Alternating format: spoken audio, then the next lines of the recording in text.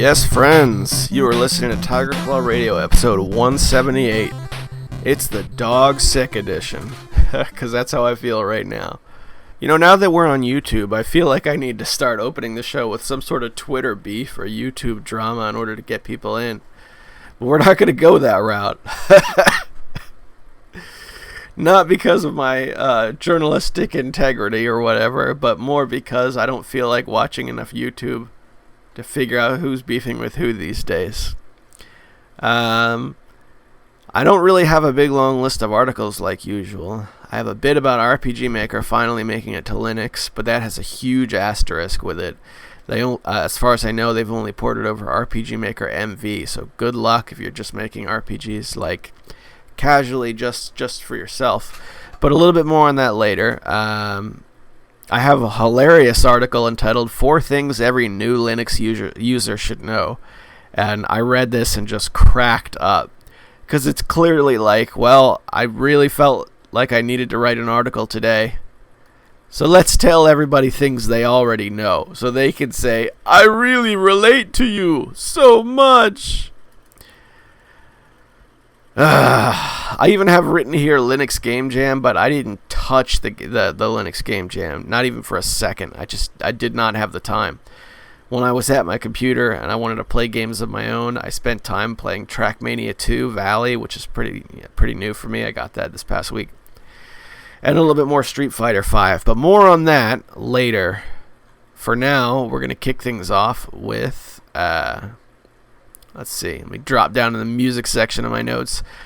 Okay, Jar, on chipmusic.org. Now, this is the artist who made Commodorable, which I played last week, and that is a really good tune. Well, as it turns out, Jar has 4 tracks, I believe, on chipmusic.org, and they're all really good. This is a guy who has some talent when it comes to making music, I would say. So that we're going to kick things off with a track called Wiener Hype from Jar. Now, again, chipmusic.org. You can head over there and get yourself a copy of the MP3 for free. And I have the link to that specific song in the notes. So drop down, pick it up, and if you really feel like helping out, leave a comment on his track, letting him know you heard it on Tiger Claw Radio, and tell him how awesome he is. Alright, everybody, you're listening to Tiger Claw Radio, episode 170. What are we up to now? 178.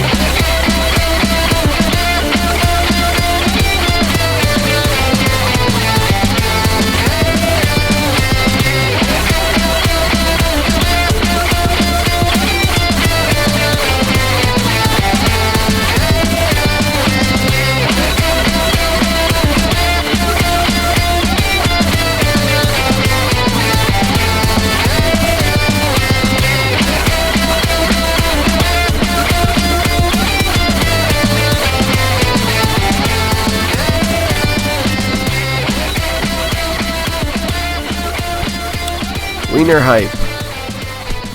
Wiener Hype. Go get the MP3. Follow the description.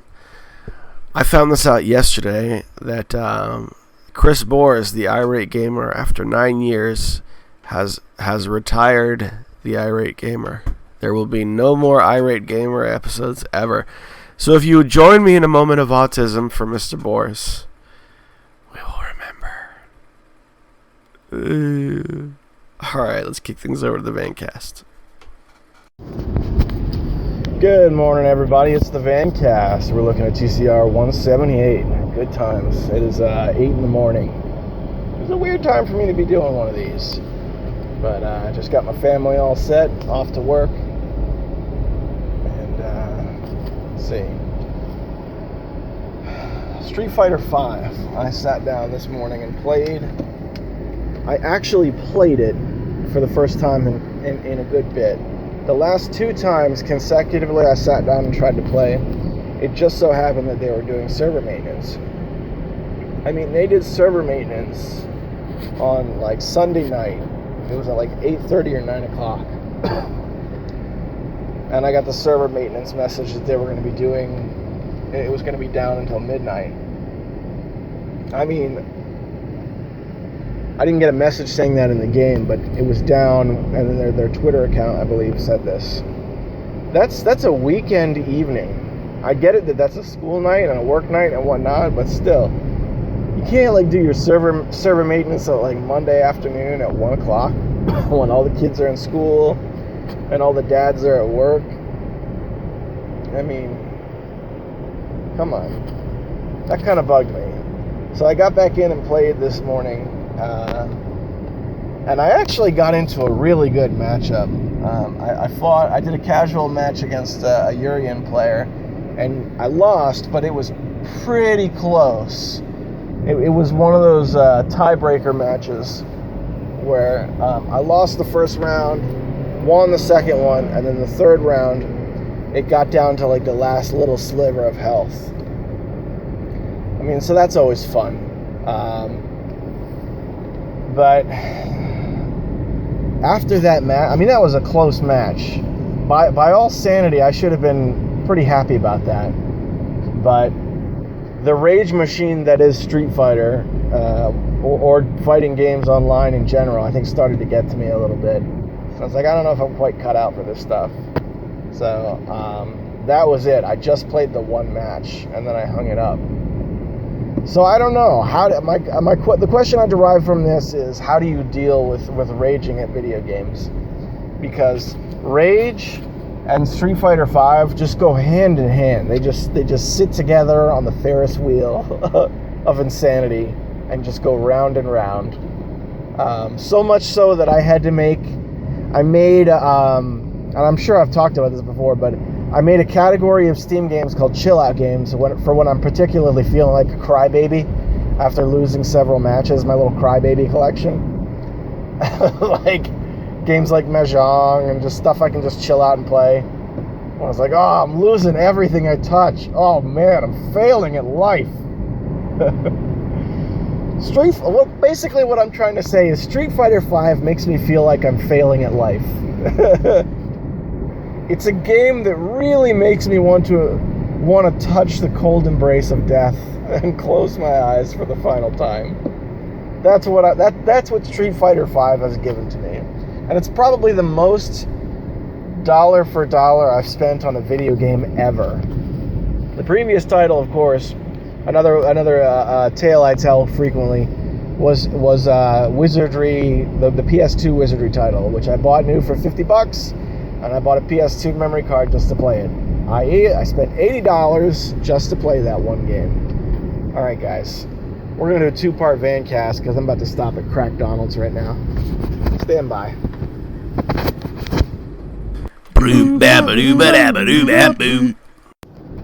Alright. I did the McDonald's drive-thru. Are you immersed? Are you fully immersed yet? That's got to be the weirdest order I think I've ever done at a McDonald's. I ordered 2 hash browns and a hot tea. That's the weirdest. I mean, I didn't even know they served hot tea. I had to ask first. But my throat is feeling really bad. Like yesterday I was very, very sick. Typically I do these Vencasts on Monday, but yesterday I was crawling, man. I barely made it to work. So I haven't had a cup of coffee in a couple days. So we'll see how I make it through today. On the other hand, I went to bed at like 7:30 p.m. last night. So I got this hot tea, and they served a coffee cup with hot water in it, and they put a tea bag in my bag with the hash browns. And I wished I'd have taken a picture of it because I'd never seen a tea bag like this before. It was like a McDonald's branded tea bag. It was like straight up Lipton tea, but it had the big McDonald's M on it. Part of me wishes I had brewed the tea on the air, so I could have done the first official TCR teabagging. And say, all right, guys, teabag with me, let's do it. Bop, bop, bop, bop. That's the sound it makes when I brew tea. Bop, bop, bop. In my head, it does anyway. It's not bad. I mean, Lipton's an old standby. If you like orange Pico, I guess, which I believe is the breed that they sell when you buy Lipton tea. So video games, yeah. Street Fighter V, the most I've paid for a single video game. Because Street Fighter V, even on sale, I bought the deluxe pack, which was $55. Then I bought the Christmas pack, which was $20. So already there, we're looking at $75, right? If I've done my elementary school math correctly. Way too much for a video game. And then on top of that, I bought a fight pad, which was $50 at MagFest. So, now to be fair, the fight pad is a solid peripheral. I can use it on all kinds of games. I used it when I played BlazBlue, or BlazBlue, however you say it, with my friend Engie when we were at MagFest together. Or the day before MagFest, we were at his place and we played some Steam games. And it's all around a good pad, so I don't know if I can really count that, but I paid a lot for Street Fighter V, and I'm pushing like 22 hours. I had a really, really good run when I first installed it. It was on sale. There was, excuse me, still a little sick. It was on sale, so there was a lot of new players, and I rode that train for a while, and then I hit a point where I started losing every single match it put me in, which is tough. So I don't know exactly what happened. I'm not sure if it started putting me with better players, or if there were fewer new players because people who bought it stopped playing it. I mean, you know how it is with Steam games. You buy them and you play them once or twice, if that. Or another possibility, which is entirely plausible, my playing ability, my overall skill level may have gone down, which is a depressing thought, but it's entirely plausible. See, those first couple of days, I was really paying attention to how fighting games were played. It's like, all right, you got to work more weak punches in there because they have fewer frames, and you want to try and get your punch in first so that, so you're not getting hit by the, if you swing at the same time, the goal is not to do the most damage, the goal is to hit first. Just try more light punches, try a little bit more of this, try a little bit more of that. Do some training, try and learn some combo. Like I was really, I'm not saying I was getting good, but I was figuring out how these games were really played, as opposed to say, okay, this character looks cool, let's smash some buttons. Not that there's anything really wrong with a little button smashing once in a while. That's how I play BlazBlue. So, button smashing the game. But yeah, man. So, I don't know. In summarization, I'm bad at fighting games. Bad at fightinggames.mp3, the podcast. In other news, still trying to make Click Team Fusion a thing. A simple side scroller. All right, I sat there and watched a 20-minute tutorial on putting together a simple side scroller, and I sat down this morning to try some of the things I'd watched in the tutorial. But I have a feeling that the tutorial was for a different version, like slightly different, because the interface hold on one second. Excuse me.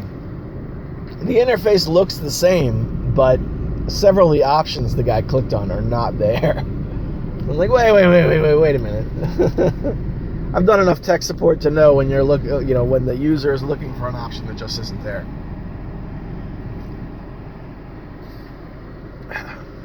So, my meme-fueled side-scroller will have to remain a dream at this point.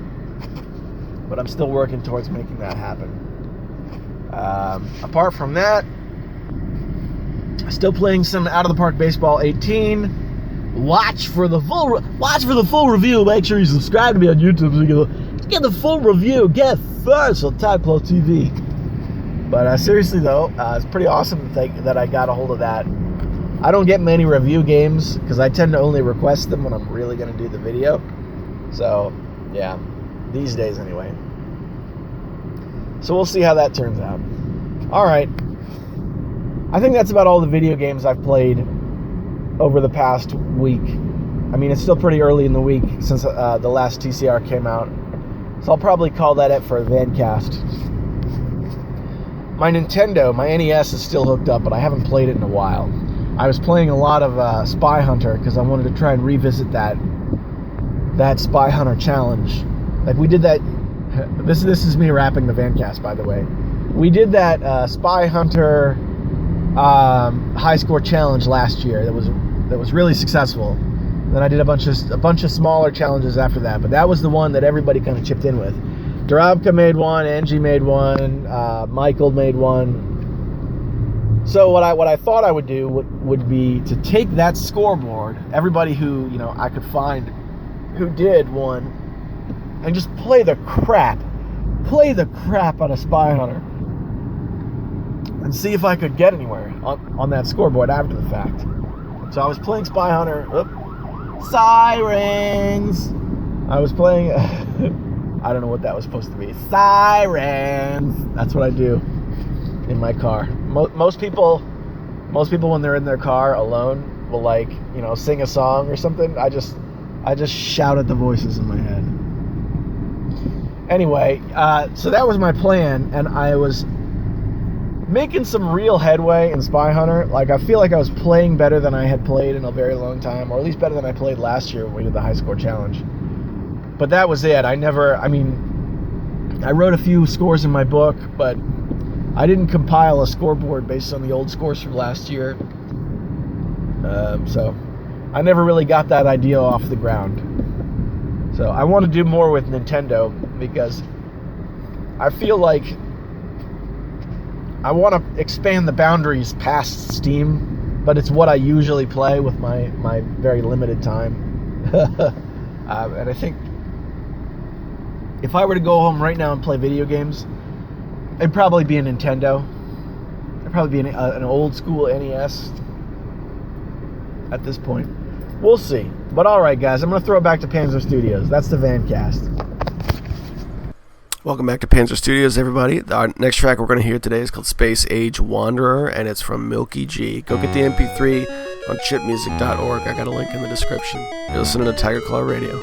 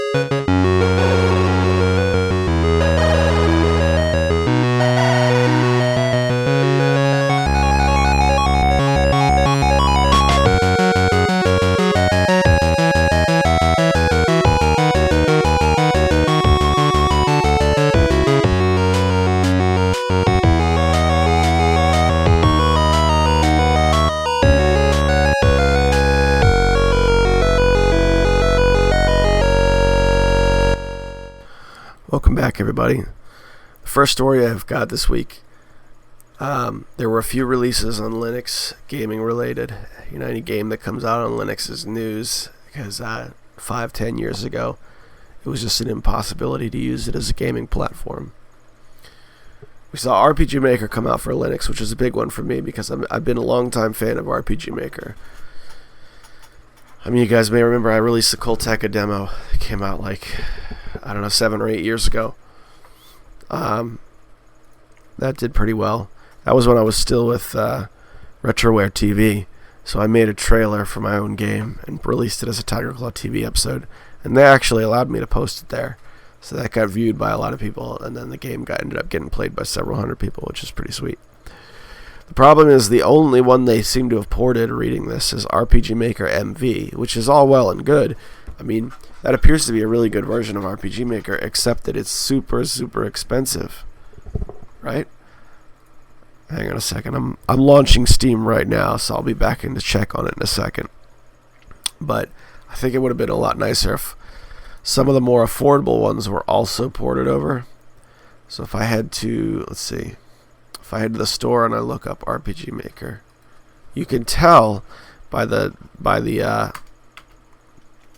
icons in the search in Steam what's available for Linux and what isn't. They've got that little Steam icon.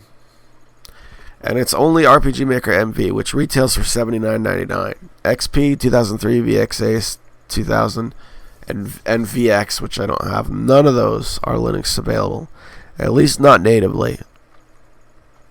I have not tried any of these with Wine. They might work, they might not. I have no idea. The problem with Wine is that a big part of RPG Maker is moving native files back and forth, right? If you get some, if you draw some materials you want to appear in your RPG Maker game, you're going to be opening the native files where your game is kept, dropping them in. You can still do that with Wine, but it makes it a whole lot more of a pain. And I wonder if it becomes feasible after that to actually construct a game in that way. Especially since I believe I believe Game Maker straight up is Linux compatible. I'll check on that right now as well. My copy of Game Maker Studio, I don't know if it's Linux compatible. I'm looking at that, but it does have a Linux export module. Oh, that's interesting. Since they released Game Maker Studio 2, it appears the Game Maker page has been removed from Steam. Very interesting. So they're really pushing this Game Maker 2 thing pretty hard. Game Maker 2, of course, was released very recently. I would say in the last week or two. I didn't cover it much because these Game Maker things, I would say I was going to exclude RPG Maker, but the latest versions of RPG Maker are included. These Game Maker suites tend to be really, really expensive. If you just buy them retail. I tend to find them when they're on sale. Game Maker's been in the Humble Bundle. So has RPG Maker, at least several versions of it. But retail, VX Ace, when it first came out, was like $80. I'm going to go to the store page now and see what it is. I think it's gone down since then. Yeah, it's still $70. So I guess it's gone down a little bit, but it's still very, very expensive. And finally, let's check on ClickTeam Fusion. Also very expensive retail, but I got it in a bundle. Yeah, $99. $99.99. $100. So maybe this is the tip of the iceberg. I think this is one of the big problems when it comes to moving games to Linux. What we see in a lot of instances is the most recent version of the series gets put to Linux, but a lot of the backlog, if that's what your thing is, gets left out in the cold. Another great example of this is Civilization. There was an article I read, another one of those, top games on Linux. This time just including all software, so not necessarily free and open source, but just anything you can play on the Linux platform. The number one game right now, they're saying, is Civilization 6. And I don't have that article in front of me, so I'm not going to go through it. But Civilization 6, which is a really popular game. I like the Civilization series, so I'd be interested in playing it. The only thing that stopped me was I don't have the time to put into a video game to warrant the price. I'm not saying it's overpriced. I mean, games cost what they cost, but I just don't have. I don't have time to put 60 hours into a game. So paying $60 for a game that just seems unfeasible to me. But they did release it on Linux, and people are enjoying it. Brian Lunduke talked about it briefly on his podcast. I believe that Brian Lunduke and the guy who ran the Linux Game Jam both talked about that game in particular. But you know what's not on Linux?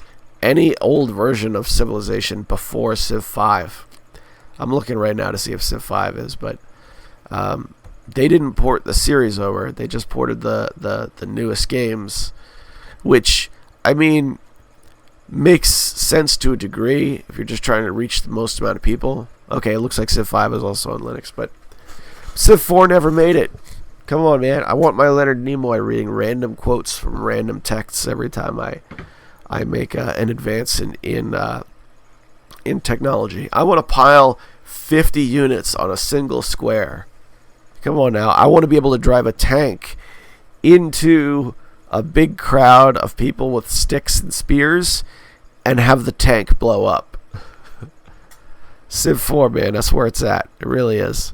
So my computer, excuse me, my secondary computer is just about done. I've got all the parts right now.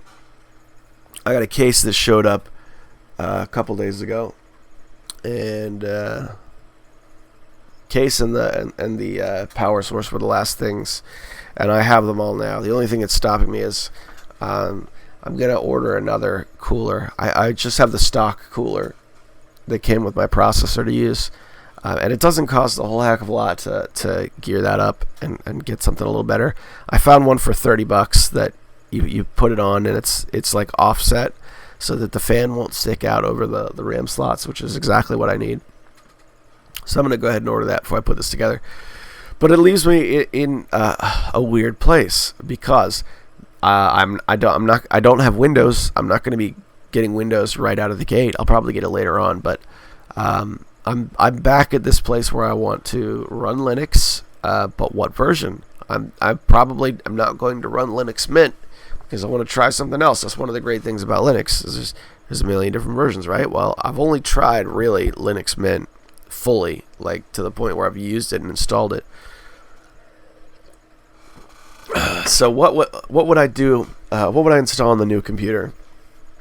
And I think that opens up the question: why would I not install Steam OS on a new computer? If you think about it, I have a computer that's being designed to be hooked to a television. I've bought a remote control for it, and one of the primary things I do on a computer is play Steam games. That sounds like top to bottom, it would be Steam. That Steam OS would be right there. I mean, because you couldn't argue that, Linux compatibility, whatever, but because I would be dealing with that either way. But I'm still apprehensive about about installing Steam, which seems ridiculous to me because it's just Debian. It's just Debian with Steam Big Picture built in. But I'm building this to share with my wife, who has absolutely zero interest in Steam. So I have to be careful about these things because she might find it very inconvenient to boot it up and have it drop into Steam Big Picture, and then have to take an extra step to get to the Debian desktop. So that's one thing that stops me. And when that thought crossed my mind, considering I am exactly the target audience for Steam OS, and I'm still probably going to pass it over, I had the thought to go over to DistroWatch and take a look at how Steam OS was doing. For you non-Linux guys, essentially DistroWatch is just like a statistics page and a directory for different distributions, different versions of Linux. And on the right-hand side, there's here's the top 100 versions. SteamOS has been on that list for quite some time, and it disappeared at one point. But I looked yesterday because I was thinking, if you read a lot of the gaming articles, whenever SteamOS comes up in a gaming article, it's usually referred to as a past tense thing. What went wrong with SteamOS?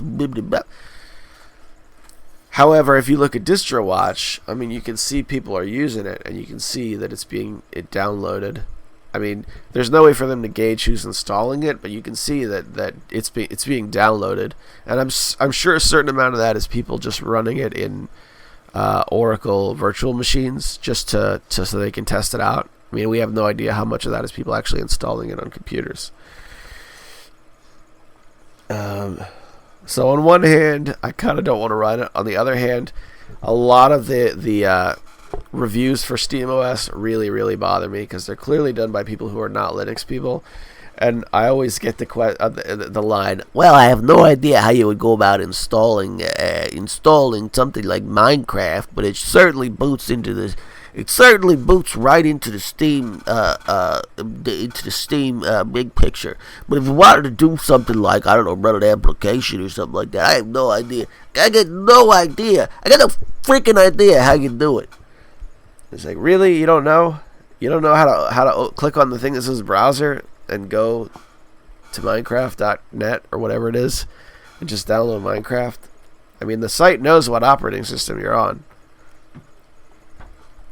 So I thought it'd be, not that I'm some sort of guru, but I thought it'd be nice to be able to put together a video. It's like, all right, I have 1/10 less TISM than most of the other Steam OS reviews. Let's just give this an objective shot, which I might yet do. I kind of feel like that's something of value I could put together. All right, let's get away from Linux talk for a minute. This week in games recently played, I of course have not gotten my Unreal Tournament night off the ground, but that's still something I want to do. So you got some time if you want to go get yourself a copy of Unreal Tournament. Put it on your wish list so that when sales come up you'll know, and it'll go cheaper. A lot of the titles on my recently played list are the same as they have been previously. I booted up Europa Universalis 3 a little bit, played it for about a half an hour, trying to get that to 100 hours because I like to have games. If I feel like I've reached 100 hours, I feel like I really won with that game. And this one I have 86 currently. So if I can play, I mean, you can get 15 hours in Europa Universalis by just playing a single save file to completion. So I figured I'd give it one final go-round, and then I'd retire that game altogether, because I bought Europa Universalis 4 a while ago, and I haven't really done much with it. But EU3 is a good game. It's a good strategy game.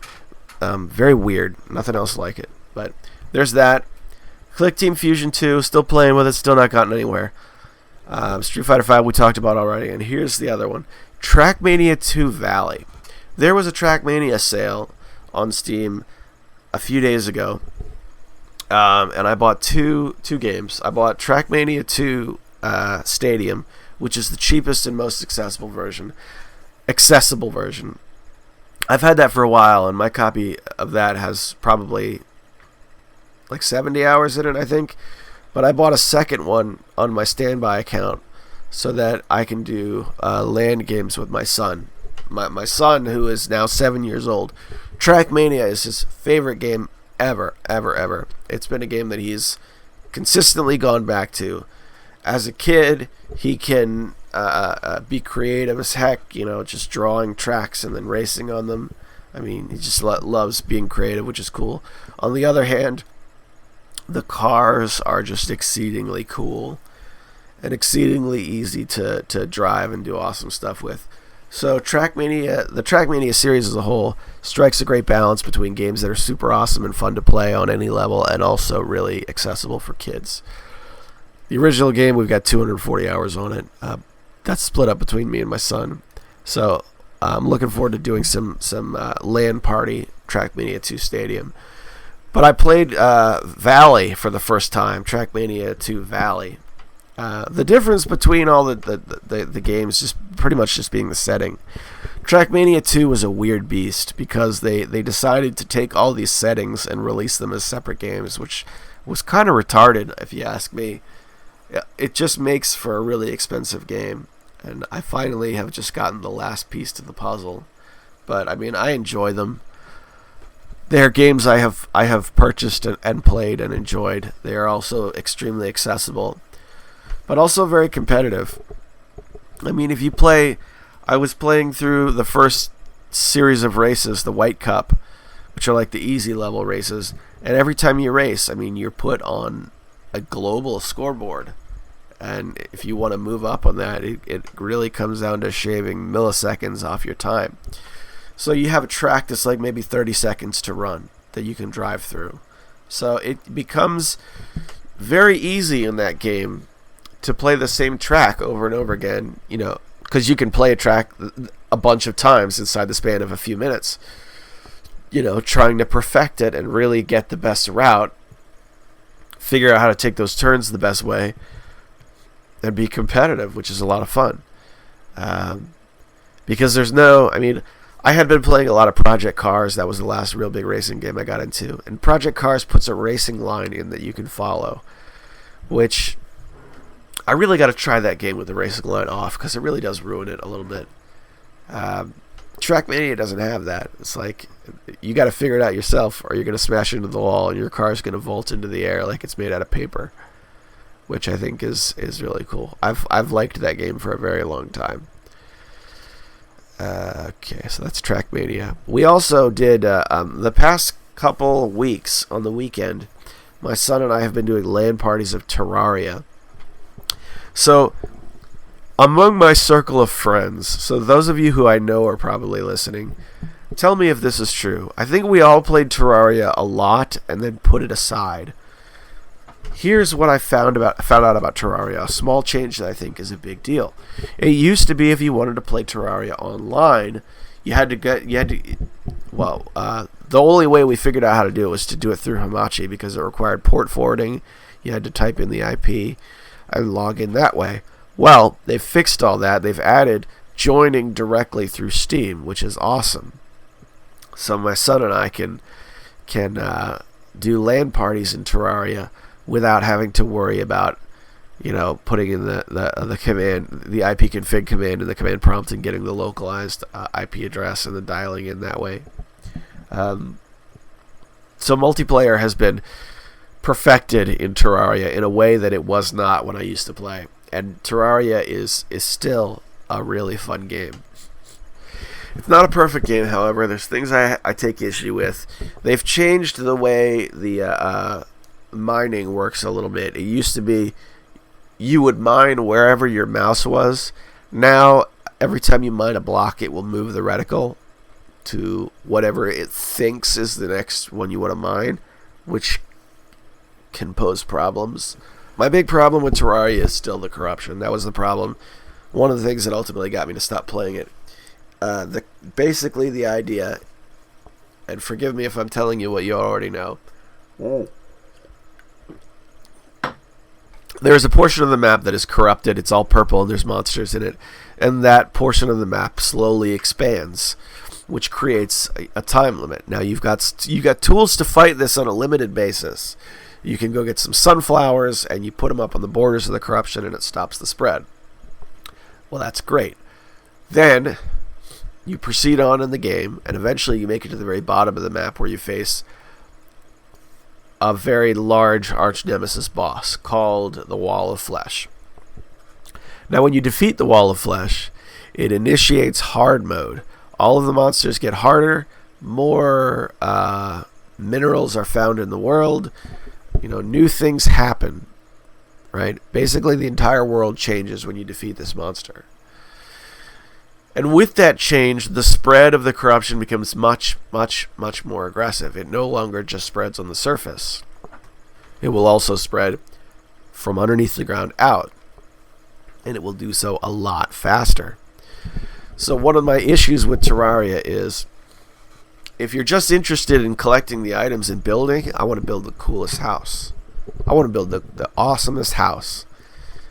Then you're limited because you can't initiate hard mode and get the awesomest items.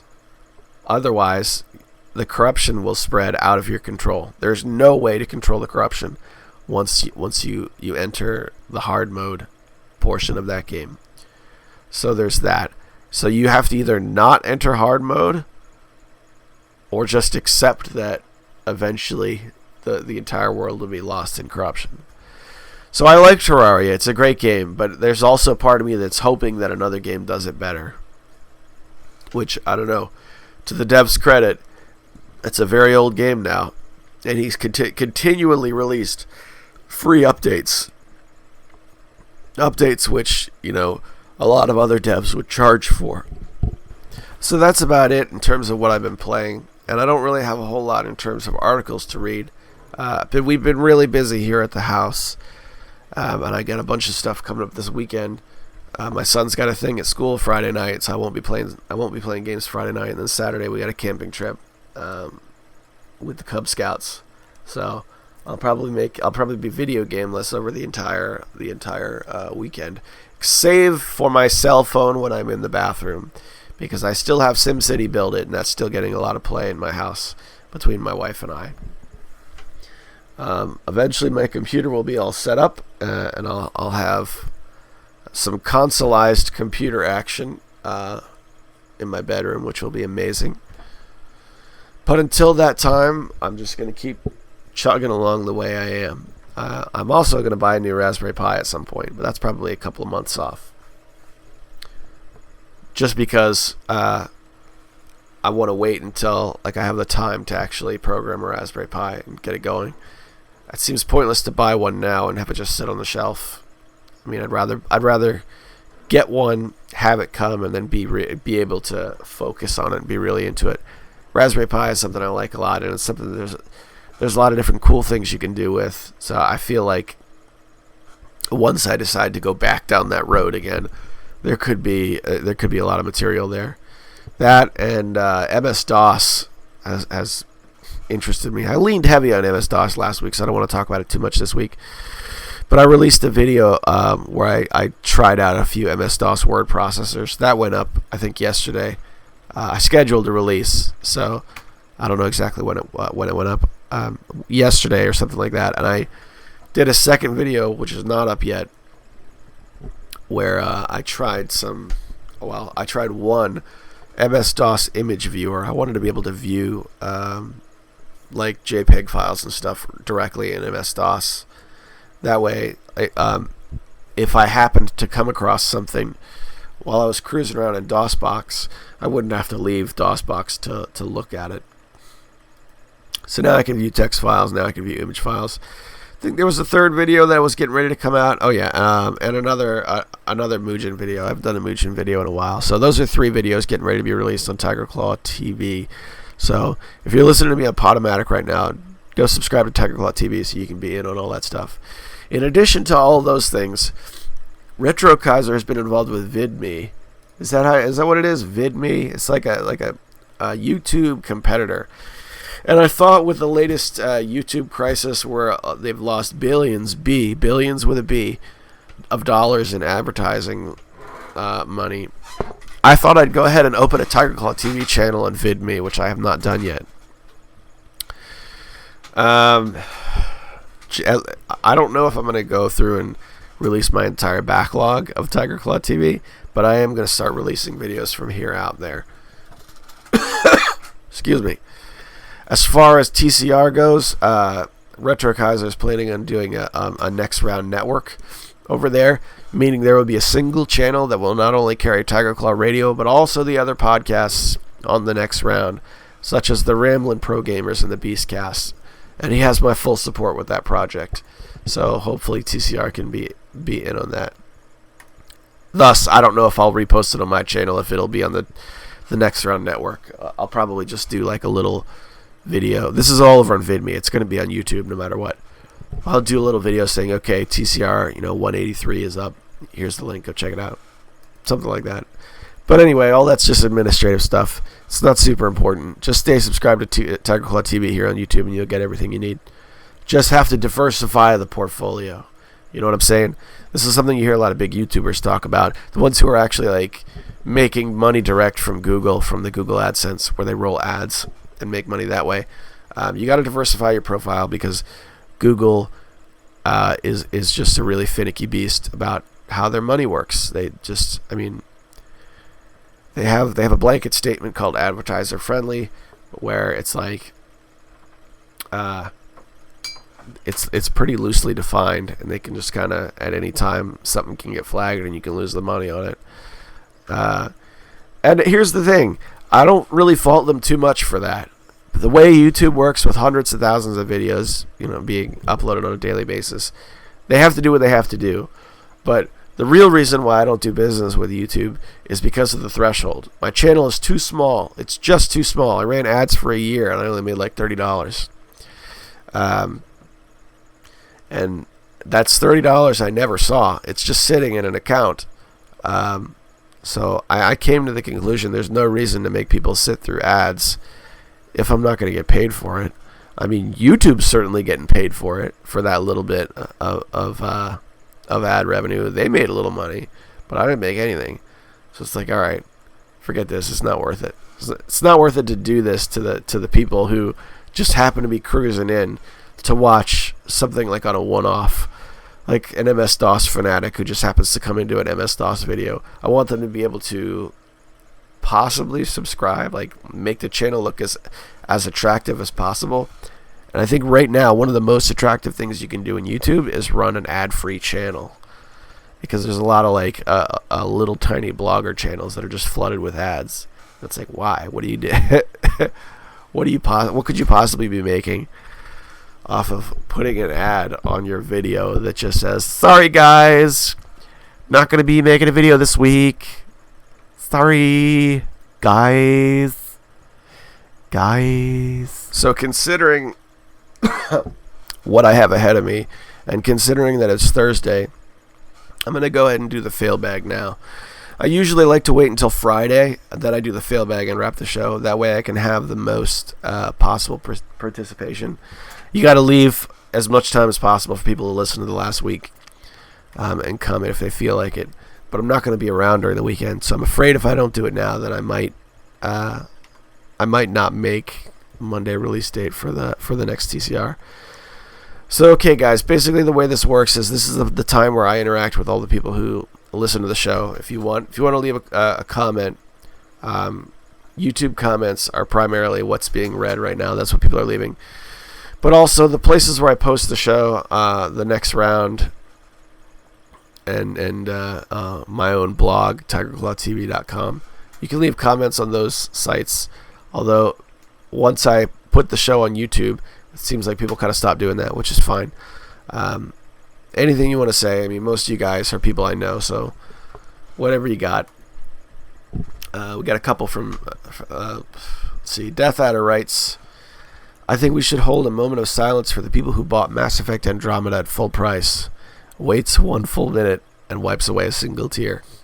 I guess the cool thing about Mass Effect Andromeda is that the main female protagonist is actually the like shield-eating monster from Zelda on the NES. That guy's been out of work for a while, and it's good to see him acting again. Here's my question of the week. In games like Mass Effect, or any game that has a good guy / bad guy system, which do you typically play through first? I typically choose the bad guy, not sure why. Always enjoy the well wishes at the end.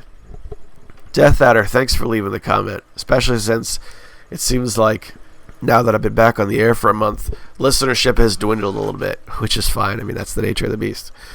When I play through games that give you a choice, I tend to pick the good guy route, just because I'm a Boy Scout in that regard. I just like to get the good ending, and a lot of times when they give you a choice, they punish you by making you look like a jerk in the ending sequence of the game.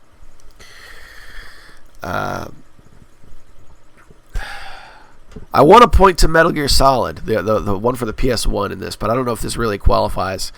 It was whether you survived the torture scene or not. If you survived the torture scene, then Meryl lived, but if you gave in, then she died. So I wouldn't say it was really like a, how do you call it? I wouldn't say it was like an ethical decision, but it's clearly a fork in the road of the game. And that was a game I played through several times. So I always considered when Meryl died to be the bad ending, which is ironic because they give you a different prize to go through the game the next time, depending on which ending you get. And the Meryl death prize, the bandana, is a wait, was it the bandana? I just remember the Meryl death prize being far more powerful. One was the bandana where it was unlimited ammo, and one was the stealth camo where bad guys couldn't see you anymore. I don't know. Whatever. I haven't played that game in a very long time. Thanks for the comment, Death Adder, old buddy. By the way, Death Adder has a new podcast out, which is something that doesn't happen very often. So check out the Death Adder Super Show. It's on The Next Round, thenextround.net. And hopefully that'll be on the Next Round podcast network on VidMe very soon. Alex Swingle writes, my fan theory is that you secretly want to be an a-hole. Secretly? Death Adder responds with, bad guys are cooler. Plus IRL, I just get beaten up or sent to jail for being an a-hole. I don't know if you can get sent to jail for being an a-hole. You can get sent to jail for assault. But if you hurt somebody's feelings, I mean, if you can't get you can't get sent to jail for an assault on people's feelings. At least I don't think so. That's the fail bag, guys. Let's see how far are we in. We're about 53 minutes in. I'm very, very sick and my throat is sore. I'm very, very pleased I was able to get this episode out. My apologies if it wasn't quite up to snuff. Hopefully I'll be back at 100% next week. This is the part of the show I set aside to send a little well-wishing your way. Guys, whatever you're doing, wherever you're at in your lives, whatever it is that you have to do when you get up in the morning and go to work, just keep doing it. And I wish you all the best in the world. I'm rooting for you. Keep getting out of bed. Don't give up. All right? Make it a good week. And I'll see you next Monday. Special thanks to the patrons, Hamrock, James, Kaiser, and Sendu. You guys are keeping TCR on the air. Many thanks and have a good one.